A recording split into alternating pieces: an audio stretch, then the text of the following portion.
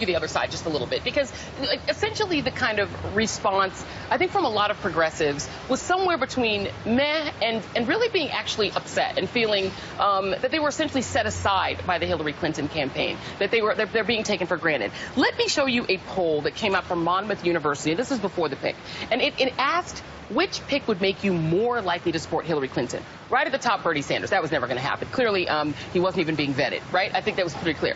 But Elizabeth Warren, right up there at 24%. And here's somebody that could have excited progressives, would have been a game changer. Two women on the ticket. Cory Booker up there at 13, Al Franken, Julian Castro at 10%, obviously could have helped with Latino voters. There's Tim Kaine way down there at the bottom.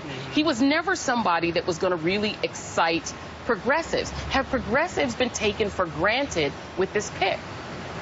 But I thought you were going to just leave it at have progressives been taken for granted, and I think the answer is no. No, but let me give you one more thing. But then you said with this pick, and I keep going back to one.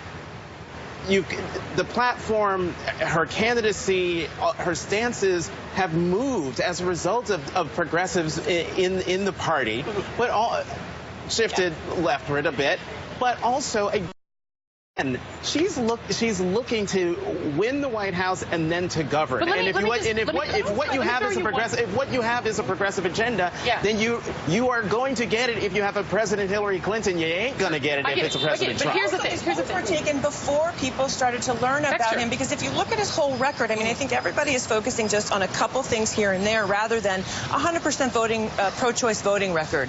High recommend, F rating from the NRA. I mean, remember, Hillary has made gun safety measures a centerpiece of this campaign. Criminal justice reform, voting rights for, reinstating voting rights for felons. That's something he used his executive order as governor to do. So I think the more people learn about him, I get it. But here's I have to get this in our last minute, because on a very important issue to Democrats, one of the issues that Trump is attempting to poach Democrats on is this issue of the big banks, where Elizabeth Warren was really strong. Tim Kaine, according to the Huffington Post, has very recently, in the lead-up, while he was in the running for VP, called for deregulation of the banks. He's quite to the right. It was actually not the big banks. The letter that he signed on to was for community banks and credit unions. And when I think community banks, I think of Industrial Bank in my neighborhood in Washington, D.C. Black-owned bank has been serving the black community for, I think, over 100 years. Banks like that, I think the issue that they were raising, that bank can never compete with, Bank of America and Wells Fargo. They're never going to have the same kind of capital, the same capital requirements when they're actually the banks that are lending to Lee's Florists and other small businesses, black-owned businesses actually in my neighborhood. So I think let's not just put the talking points out there. Let's actually make sure we know the facts when we're talking about deregulating the big banks. Because remember, he was also a very strong defender of the CFPB. But I mean, I think that the issue, just generally, and then we will have to leave on this. But I'll give you one more shot at this. These guys are doing a great job advocating here. Is that I think the thing that has most animated this election on the Democratic side has been this sense of a rigged system, has been a sense that Wall Street got away with murder, essentially, in what they did to the economy in 2008.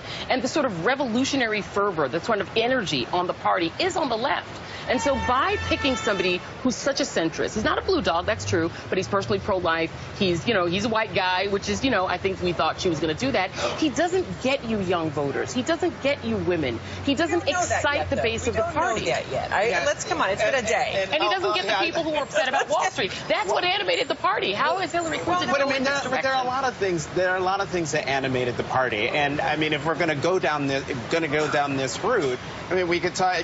Actually, I'm not going to go down that route, because that is water on the bridge. I was going to talk about the NRA and a certain other candidate who was running, who was more cozy with the NRA. But look, I think Karen is right.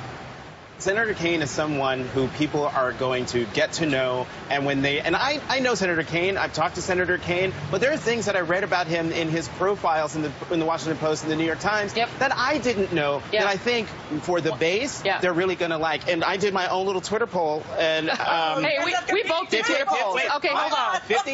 58% of my 465 votes so far are so excited about Tim Kaine. Okay. I've got 34% who are meh.